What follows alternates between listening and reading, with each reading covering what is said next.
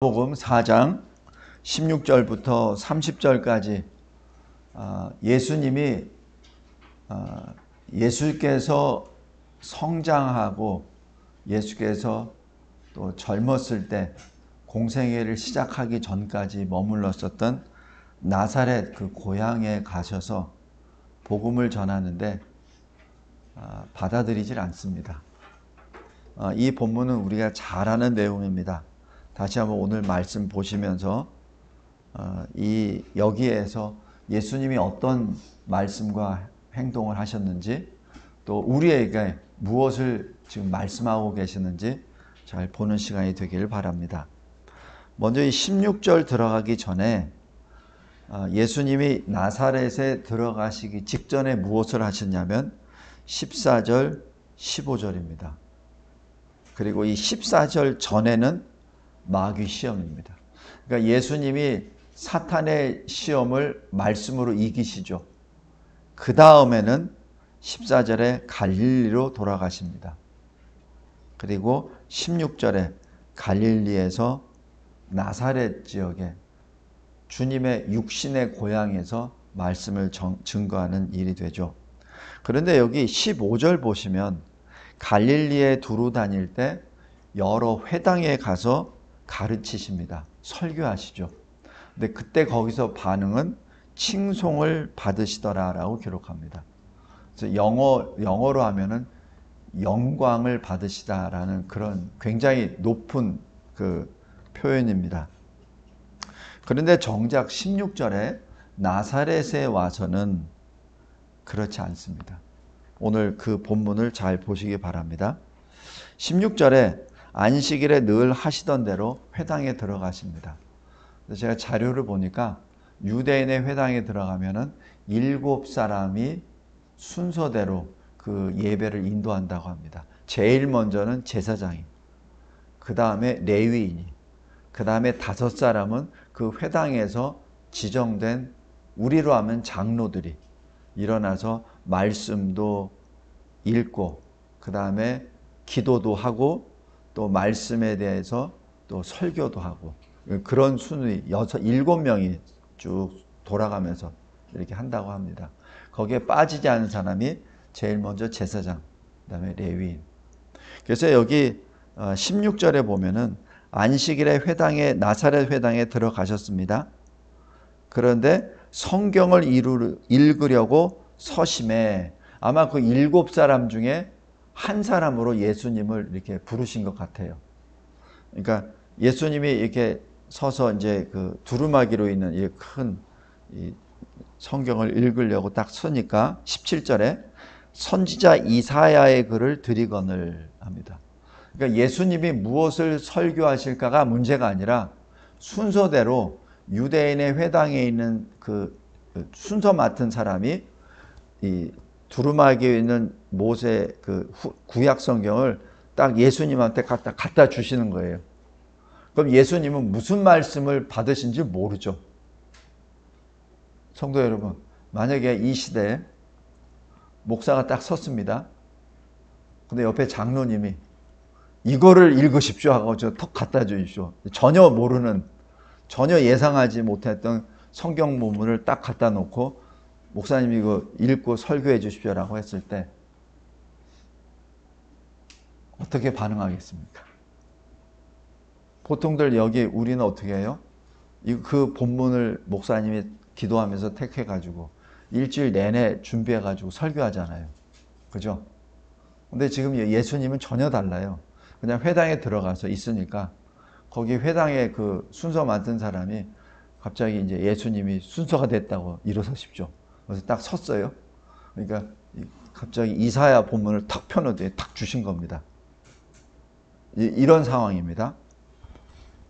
그다음 17절에 후반부에 책을 펴서 이렇게 기록된 것을 찾으시니, 그러니까 예수님이 아마 찾으신 것 같습니다.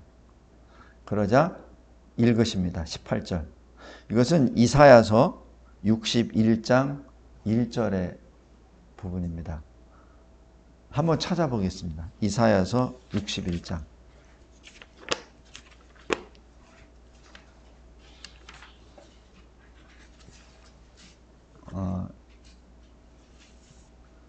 우리가 예수님이 됐다고 생각해 봅시다. 회당에 딱 섰는데 이사야서를 딱 주었어요.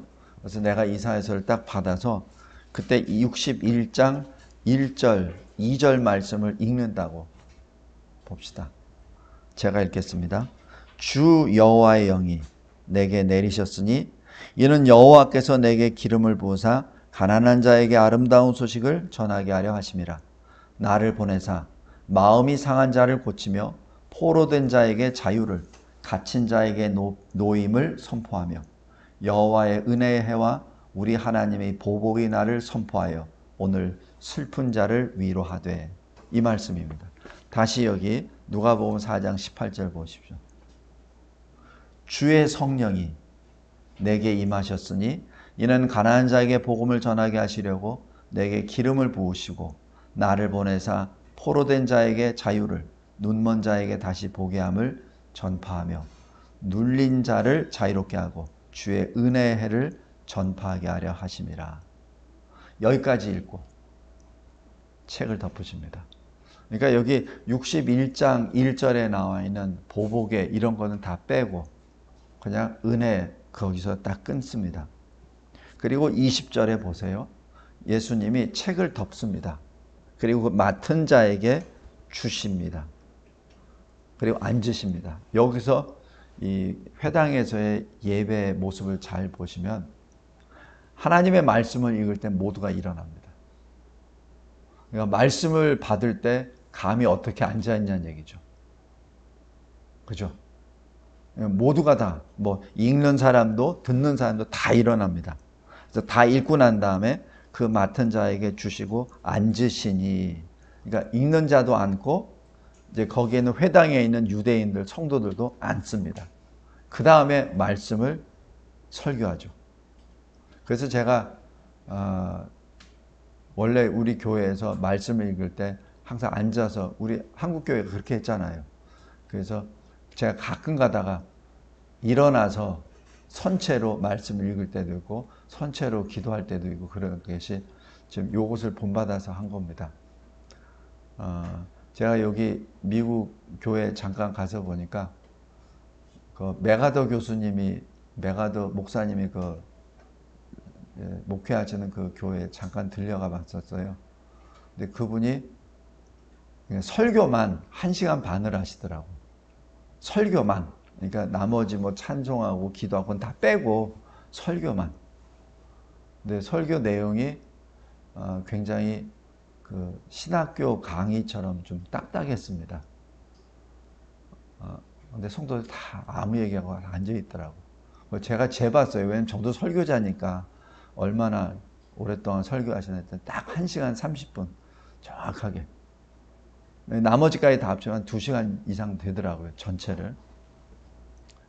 거기 그 교회에서도 그러더라고요. 하나님 말씀을 읽을 때 다 일어나더라고요. 목사님들이 뭐 얘기 안 해도 말씀을 딱 피니까 그냥 쭉 일어나더라고요. 이게 마치 느헤미야 8장에 수문학 광장에 그 알아들을 만한 모든 그 귀한 자들이 에스라에게 성경 말씀을 읽어달라고 그렇게 요구를 하죠. 그자 에스라가 책을 펴매 모두가 다 일어나서 그렇게 말합니다. 그게 일종의 그 하나님에 대한 경외의 모습을 나타내는 자세이기도 합니다. 여기서 이 20절에 책을 덮습니다. 그리고 맡은 자에게 주시죠. 왜냐하면 이 책이 이게 두루마리로 이렇게 되어 있기 때문에 이렇게 커요. 그러니까 맡겨서 읽은 다음에 맡은 자에게 주니까 그 사람은 이제 그 책을 별도 놓고 그래야 이제 설교자가 얼굴을 대고 설교를 하죠.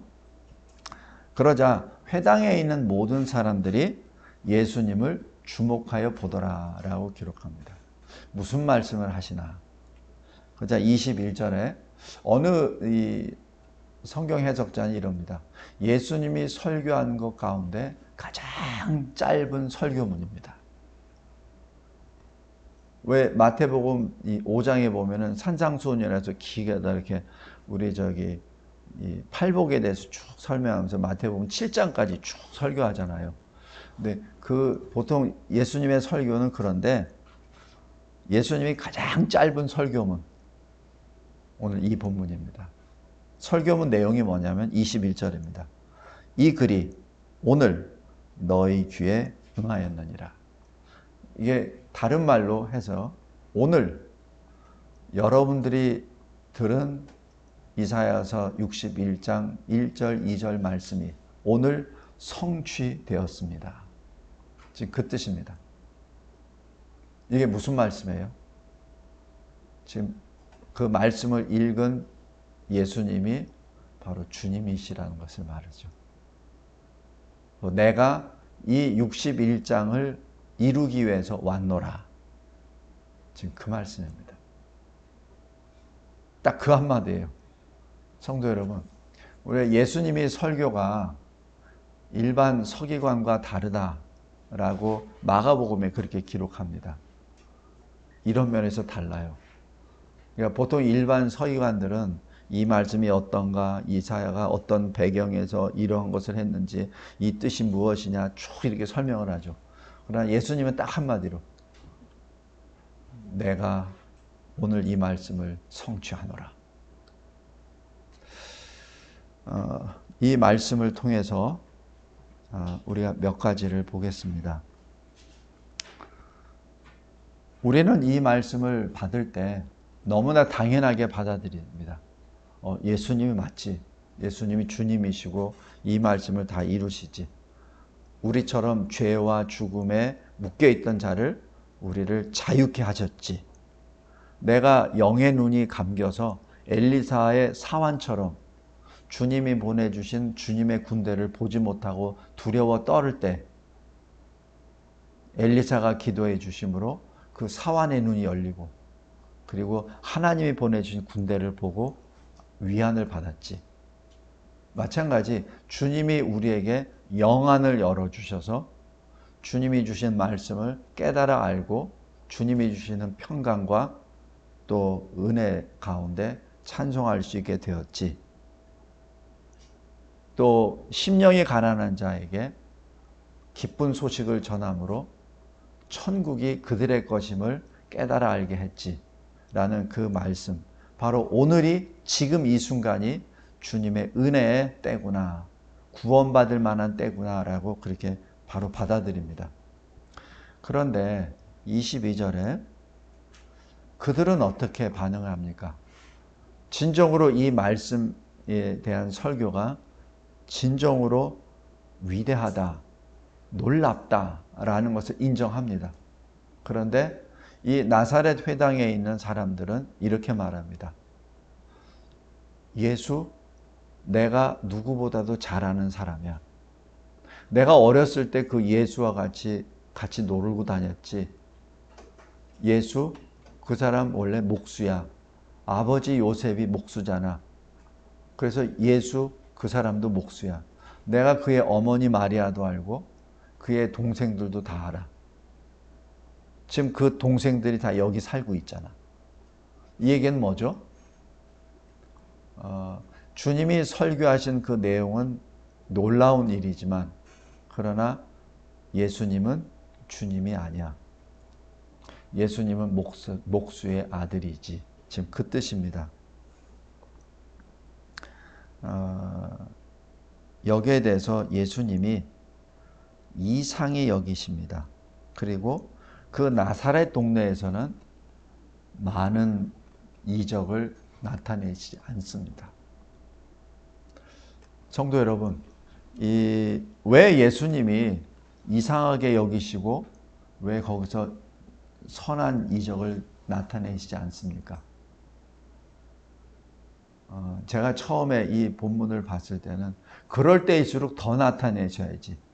그럴 때일수록 더 문둥병도 고치게 하고 병든 사람들이 막 벌떡벌떡 일어나게 하고 그래야 될 텐데 왜 안 하셨을까라고 생각했습니다.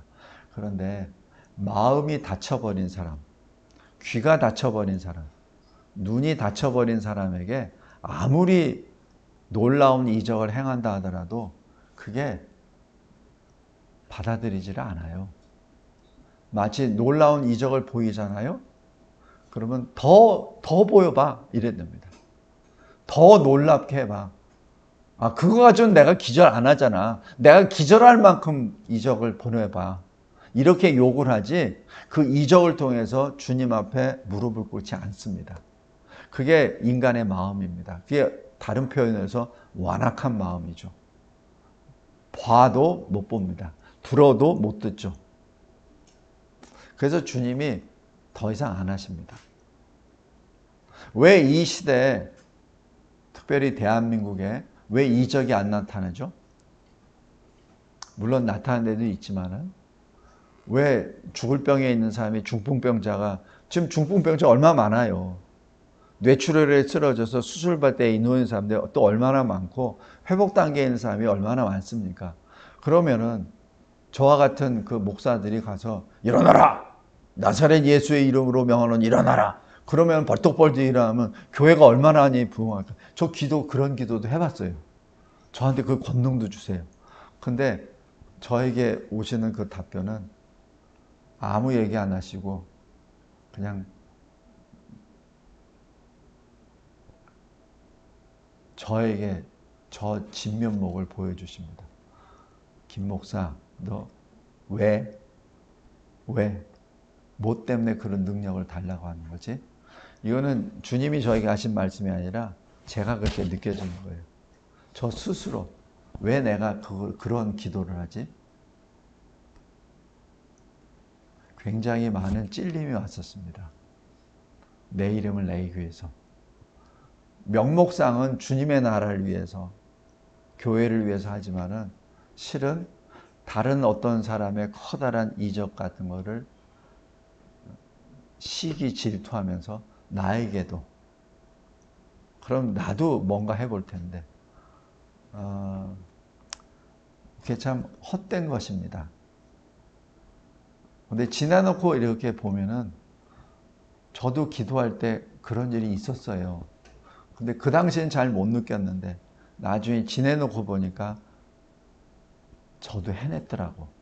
근데 그거를 제가 몰랐어요. 그렇다고 제가 치유의 능력이 있다는 게 절대 아닙니다. 저는 없어요. 제가 전에 언뜻 얘기했잖아요. 미국에 있을 때 어느 호스피스 병동에서 기도할 때 이 암에 걸리신 할머니, 그분이 기도 제목을 내서 기도했어요. 근데 그 다음 주에 있으니까 병이 나서 춤은 못 추고 침상에서 막 하시더라고. 그래서 저한테 고맙다 그러더라고. 그래서 그 순간에 제가 으쓱해 버렸어요. 내가 기도 능력이 있네. 근데 그것도 몰랐어요. 그냥 그때는 그냥 감사합니다 기도했는데 나중에 보니까. 근데 일주 후에 돌아가셨어요.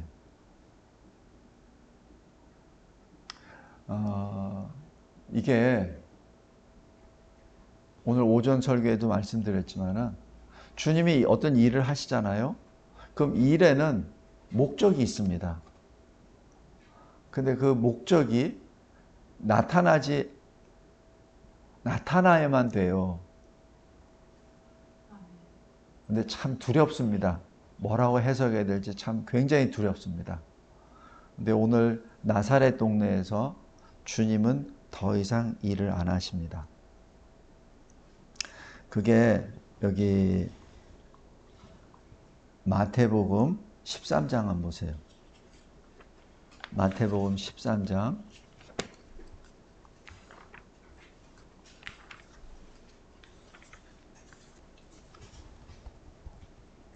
13장 57절 58절 그 전에 이렇게 보겠습니다. 여기 53절부터 보면 예수께서 이 모든 비유를 마치신 후에 그곳을 떠나서 고향으로 돌아가사 그들의 회당에서 가르치시니 그들이 놀라 이르되 이 사람의 이 지혜와 이런 능력이 어디서 났느냐? 이는 목수의 아들이 아니냐? 그 어머니는 마리아, 그 형제들은 야고보, 요셉, 시몬, 유다라 하지 않느냐? 그 누이들은 다 우리와 함께 있지 않냐냐? 그런지 이 사람의 이 모든 것은 어디서 났느냐 하고 예수를 배척한지라. 예수께서 그들에게 말씀하시되 선지자가 자기 고향과 자기 집 외에서는 존경을 받지 않음이 없느니라 하시고 그들이 믿지 않음으로 말미암아 거기서 많은 능력을 행하지 아니하시니라. 더 이상 안 하십니다. 왜냐하면 해봤자 그것이 소용이 없기 때문에 그렇습니다. 예수님이 능력이 없어서 행하시지 않는 것이 아니라 해봤자 의미가 없기 때문에 안 하십니다. 여기 오늘 여기 본문에서 그 모습을 바라보고 25절에 아까 마태복음에서 이어서 말씀하시죠. 나사렛 유대인들을 책망하십니다. 그것이 25절부터 27절까지입니다. 엘리야와 엘리사 시대. 엘리야 시대에 3년 반 동안 하늘의 문이 닫혀서 이 기근에 시달렸을 때 누가 하나님의 은혜를 받았느냐? 이스라엘 사람이 아니에요. 시돈 땅에 있는 한 과부입니다. 또 엘리사 시대 그 수많은 문둥병 환자가 이스라엘에 많이 있었는데 누가 구원함을 받았느냐? 그건 이스라엘 사람이 아니에요. 이스라엘의 적대국 시리아 사람, 수리아 사람 나아만 장군 한 사람입니다. 지금 이 예수님이 이 역사적인 사건을 딱 말씀하시는 이유는 뭐예요? 왜 엘리야 시대, 엘리사 시대 이스라엘에는 정작 그런 일이 안 나타나고 왜 이방인들에게 나타난 얘기죠? 이유는 이스라엘의 불신이죠. 이스라엘의 불신입니다. 그런데 참 아이러니한 것은 다른 비유는 잘 못 깨닫더라. 그죠? 다른 비유는 잘 못 알았는데 이 말씀은 어떻게 잘 알아들어? 인간입니다. 여기서 28절 보세요. 회당에 있는 자들이 이것을 두고 다 크게 화가 나서 이게 왜 예수님이 이런 말씀을 하시는지는 너무나도 잘 알아. 이게 책망하는 거는 어떻게 이렇게 꿰뚫고 있는지. 근데 다른 거는 전혀 못 알아들어. 벽창호야. 근데 자기를 책망하는 거는 이렇게 잘 알아들어.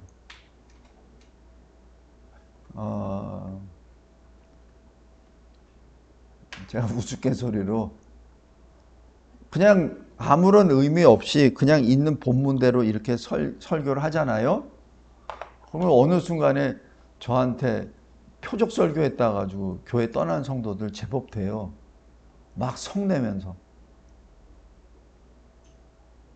그리고 저한테는 대놓고 얘기 못하고 계속 쭉쭉쭉쭉 하다가 교회를 어지럽히던 다음에 떠나버립니다. 왜 목사가 나를 향해서 이렇게 말했다고. 성도 여러분, 우리 잘 명심해 주시기 바랍니다. 예수님이 이렇게 말씀하신 것은 그 유대인의 회당에 있는 사람, 특별히 나사렛에 있는 자기 동족들이잖아요. 그 사람들에게 왜 책망을 했죠? 회개하라고. 왜 말씀을 받아들이지 않냐는 얘기죠. 회개하라고.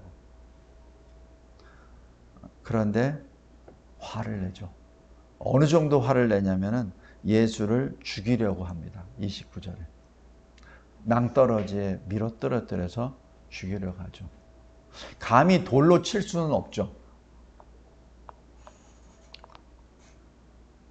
수많은 사람들이 여기 14절, 15절에 보면 예수의 소문이 막 널리 퍼지고 15절에 보면 무사람들이 막 칭송하고 하는데 어떻게 감히 예수를 죽일 수 있습니까? 돌을 들어서.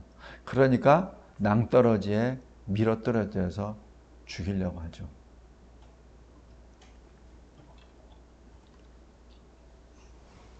마가복음 6장 6절 한번 보세요.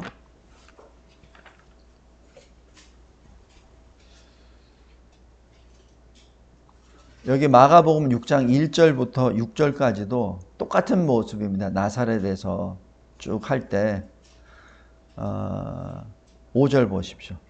거기서는 아무 권능도 행하실 수 없어 다만 소수의 병자에게 안수하여 고치실 뿐이었고 6절 그들이 믿지 않음을 이상히 여기셨더라. 지금 이 누가복음에서 이상히 여기셨다고 얘기하죠. 그리고 거기서는 소수의 병자에게만 치유를 해주셨다고 여기서 언급을 합니다.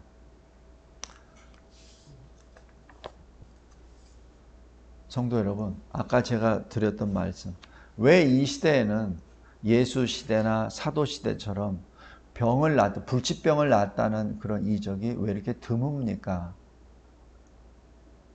우리 자신의 불신입니다. 왜 예수 시대는 그런 일이 많이 벌어지는데 왜 우린 이 시대는 없습니까? 특별히 여기 좀 후진국이라고 우리가 생각하는 그 선교지에는 그래도 치유의 역사들이 막 조금씩 일어난다고 소식을 들어요. 귀신이 떠나가고 막 병이 낫고. 근데 왜 이 서울에서는 그런 역사가 찾아보기가 어렵죠? 하나님의 능력이 없어서? 하나님은 시공을 초월하신 분이기 때문에 2000년 전의 하나님이나 지금 2024년의 하나님이나 똑같잖아요. 근데 왜 이 시대는? 우리의 신앙을 다시 점검해야 될 때입니다. 마지막 결론 부분입니다. 주님의 말씀을 받을 때 어떻게 받아야 되는 얘기죠? 주님의 말씀을 받을 때 진정으로 아멘으로 받는 사람이 있는가 하면 아니면은 그 말씀을 싫어하고 거부하고 배척하는 그러한 상태가 있습니다. 그런데 아예 이 예수님이 지금 어디서 설교하고 계시나요? 회당 안에서 하잖아요. 그러니까 외견상은 전부 다 하나님의 자녀라고 자처하는 사람들 아닌가요? 그죠? 다 믿는다고 하는 사람들이에요. 차라리 믿지 않는 사람이야 그냥 이건 뭐 번외로 놔두고. 근데 믿는 사람들하고 하는 사람들인데도 불구하고 예수님의 말씀을 받지 않습니다. 그리고 그 책망 앞에서 예수를 죽이려고 하죠. 여기 사도행전 2장 한번 보세요. 우리 잘 아는 내용입니다. 사도행전 2장에 37절 보십시오. 성령의 감동함을 받은 베드로가 설교를 합니다. 그리고 책망을 하죠. 너희들이 그 예수를 죽였다. 이렇게 말씀하시죠.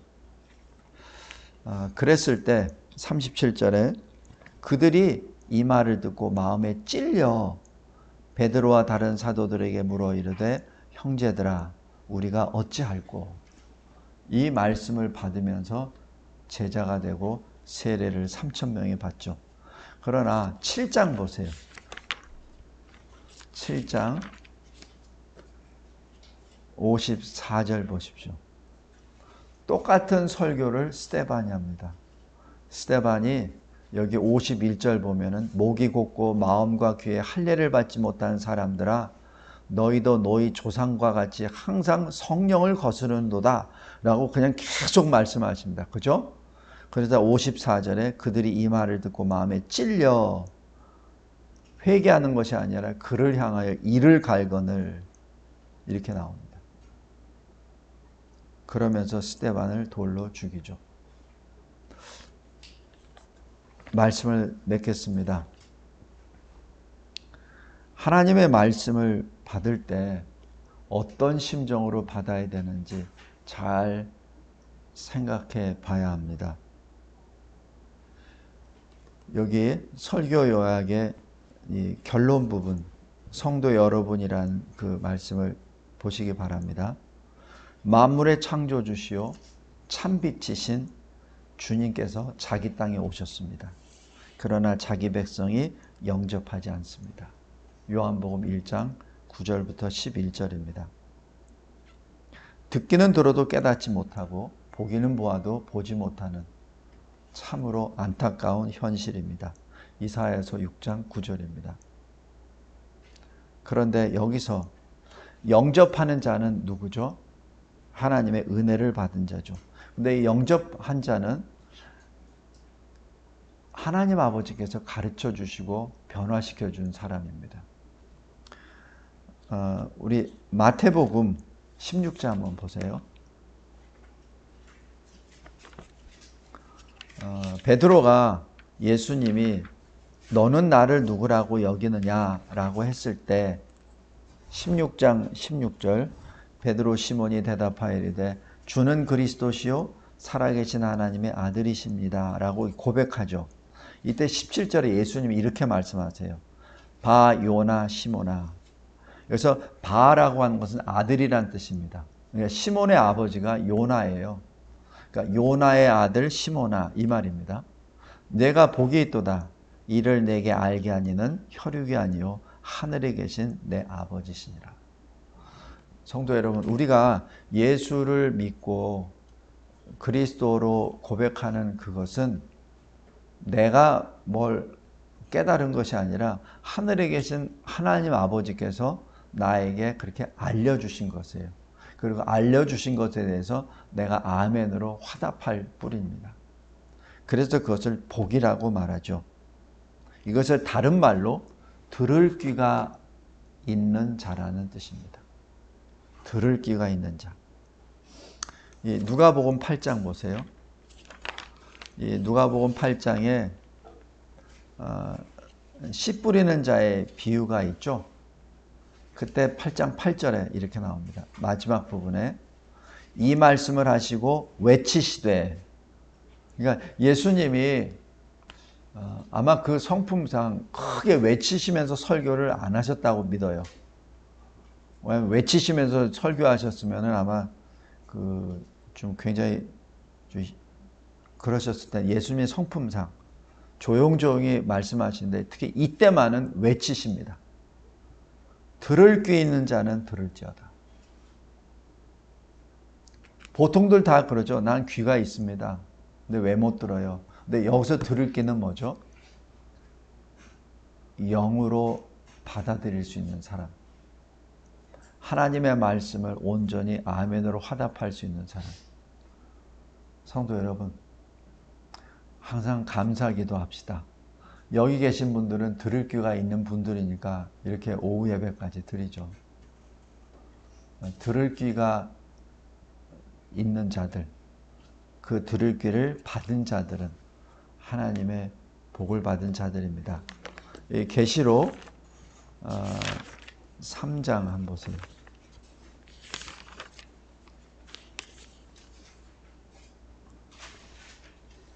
여기 7개 교회에 쭉 말씀하시잖아요. 7개 교회에 대해서 책망하고 그 다음에 약속하고 또 회복의 말씀을 쭉 주십니다. 그러면서 요한계시록 2장 29절 귀 있는 자는 성령이 교회들에게 하시는 말씀을 들을지어다. 3장 6절 보십시오. 귀 있는 자는 성령이 교회들에게 하시는 말씀을 들을지어다. 13절 귀 있는 자는 성령이 교회들에게 하시는 말씀을 들을지어다. 22절 귀 있는 자는 성령이 교회들에게 하시는 말씀을 들을지어다. 지금 똑같은 말씀을 부활의 주님이 계속해서 말씀하십니다. 그것을 지금 이 누가복음 여기 지금 나사렛 회당에서 주님이 하시는 말씀을 제대로 받지 못하는 그곳에 있는 소위 하나님의 백성들을 향하여 말씀하신 것이죠. 근데 그들의 반응은 예수를 죽이려고 하는 것입니다. 여기서 29절에 그들이 낭떠러지까지 끌고 가서 누구를 끌고 가는 거예요? 예수님을. 그러니까 예수님의 뭐 옷을 잡았든지 아니면 뭘 잡았든지 끌고 갔다는 얘기죠. 여기 밀쳐서 떨어뜨리려고 이 낭떠러지에서 그렇게 했습니다. 그런데 어떻게 됐죠? 30절에 예수께서 그들 가운데로 지나서 가시니라. 우리 아까 마태, 마가 복음에 보면은 이 본문이 다 기록되어 있어요. 그런데 어느 제자도 예수님을 낭떠러지에 떨어뜨리려고 했다고 기록되지 않습니다. 근데 왜 누가복음에는 그게 기록되어 있죠? 그죠? 마태복음에서도 그런 말은 없어요. 마태는 그 현장에 있었을 거 아닙니까? 그럼에도 불구하고 이 위기를 느끼지 못했었던 거예요. 마가복음은 누구에 의해서 기록됐습니까? 마가가. 근데 마가는 자기의 그 스승인 베드로의 설교를 통해서 이 사건을 아마 잘 들었을 겁니다. 그럼에도 불구하고 거기엔 기록이 없어요. 그 얘기는 뭐예요? 베드로마저도 예수를 낭떠러지에 떨어뜨리려고 했다는 것을 느끼지 못했다는 얘기입니다. 근데 왜 누가복음에는 기록되어 있죠? 누가복음은 누가 기록했습니까? 누가가 했잖아요. 그럼 누가는 누구의 가장 큰 영향을 받았습니까? 바울이죠. 근데 또 누가는 과학자로서 나사렛 동네에서 있었던 일들을 아마 또 수소문에서 다 봤을 거예요. 그죠? 누구의 증언입니까? 두 가지로 볼 수 있죠. 예수께서 바울 사도에게 알려주셨든지, 아니면은 누가가 나사렛 동네에 있는 회당에 있는 사람들에게 물어봤을 때 그곳의 현장에 있었던 사람들의 말을 또 확인했겠죠. 여기서 놀라운 것은 밀쳐 떨어뜨리고자 하였으나 예수께서 그들 가운데로 지나가 가시니라. 초자연적인 역사입니다. 우리가 그냥 예수님이 어떤 분이시라는 것을 잘 모르고 그냥 예수님이 무리도 걸으셨고, 너무 쉽게 얘기해요. 무리도 걸으셨고 바람과 풍랑도 잠재우셨고 뭐 이렇게 표현을 합니다. 그런데 오늘 여기 30절도 그 가운데 하나의 역사입니다. 거기에 나사렛 동네에 사는 어느 누구도 느끼지 못하는 상태에 예수님이 그대로 다시 나가시죠. 아직 그때가 아니거든요. 그리고 아직 그런 방법으로 예수님이 생명을 내려놓지 않으시다는 얘기죠. 말씀을 다시 한번 맺겠습니다. 예수님은 하나님이십니다. 우리가 하나님의 말씀을 때로는 거부하려고 무던히 애를 씁니다. 자기 것을 하면서 정당한 자기의 변명을 하려고 때로는 신학적으로, 때로는 하나님의 말씀을 들추었고 이상한 모습으로 춤을 추려고 하죠. 그러나 주님은 우리 속을 다 아십니다. 성도 여러분, 귀 있는 자, 하나님의 말씀을 듣고 회개하는 자, 듣고 아멘하는 우리 모두가 되기를 주님의 이름으로 간절히 기도합니다. 감사하고 감사합니다. 그 말씀이 때로는 나의 마음, 우리의 마음을 아프게 할 때도 있습니다. 골수를 쪼개기도 합니다. 그리고 그 마음을 아예 공개적으로 들춰내 주셔서 수치를 당하기도 합니다. 그럼에도 불구하고 그것이 주님의 입에서 나온 하나님의 말씀임을 깨달아 알았을 때 그 책망 앞에, 수치 앞에 엎드려 회개하고 주님의 말씀에 순종해 나아가는 우리 모두가 되게 하옵소서. 예수 그리스도의 이름으로 기도드리옵나이다. 아멘.